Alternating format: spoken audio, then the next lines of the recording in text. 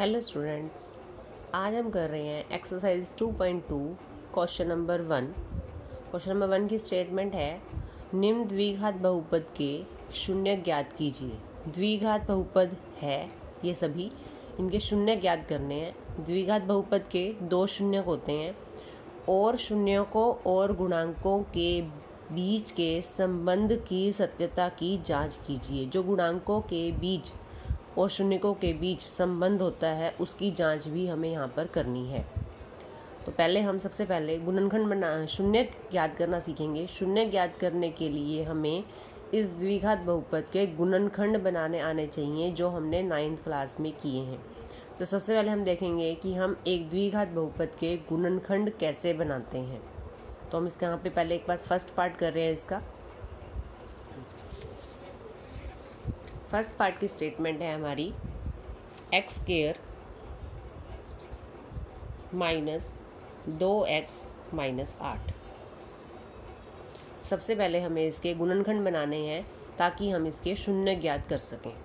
गुणनखंड बनाने के लिए हम क्या करते थे, सबसे पहले एक द्विघात बहुपद लिखते हैं। 9th क्लास का याद करो। सबसे पहले हम क्या लिखते हैं, एक द्विघात बहुपद क्या लिखते हैं, वो ax square plus bx plus c। ये बहुपद है।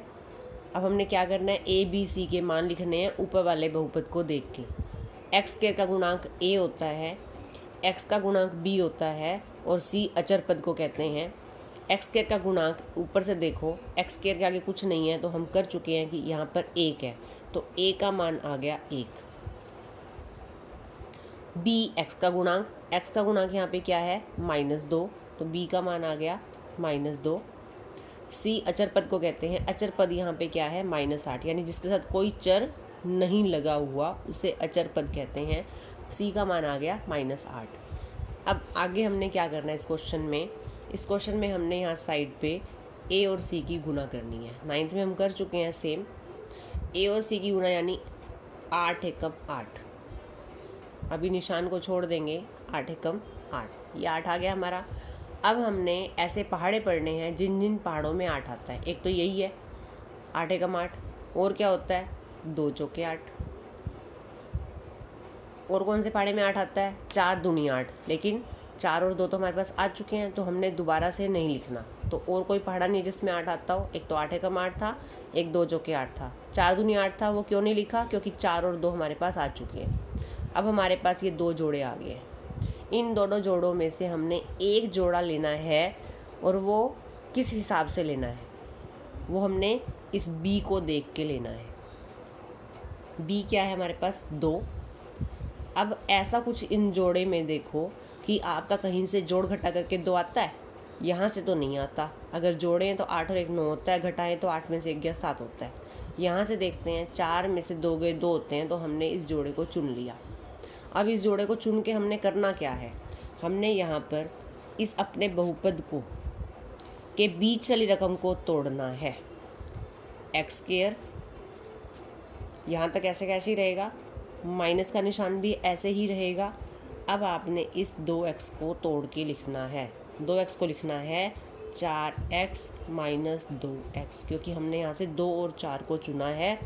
4 में से 2 गए 2, तो 4x में से 2x गए 2x आता है -8।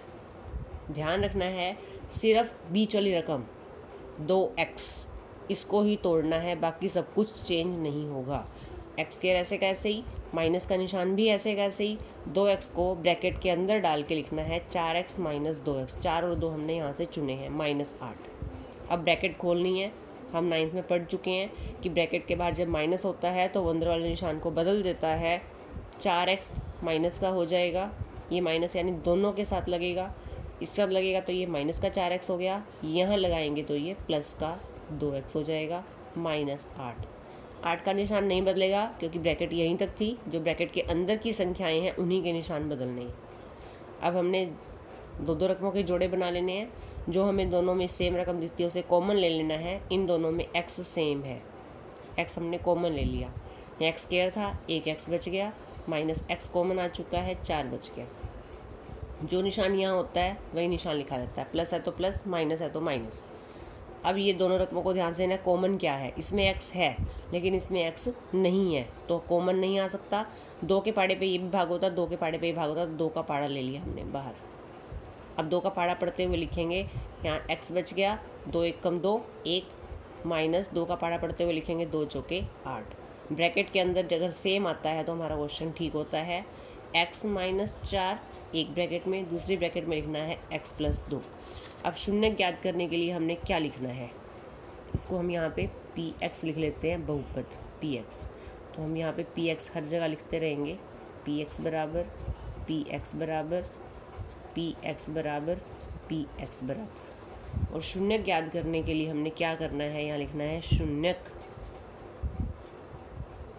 के लिए px को 0 के बराबर रख दो। px क्या है हमारा x माइनस 4 और दूसरी ब्रैकेट में x प्लस 2 बराबर 0। अब आपने यहाँ लाइन मारनी है, 2 रकमें की गुणा 0 कब होती है, 2 रकमें हमारी गुणा कब 0 होती है, या तो ये 0 हो x माइनस 4 बराबर 0, या दूसरी रकम 0 हो x प्लस 2 बराबर 0। यहाँ दोनों में से x का मान निकालना है।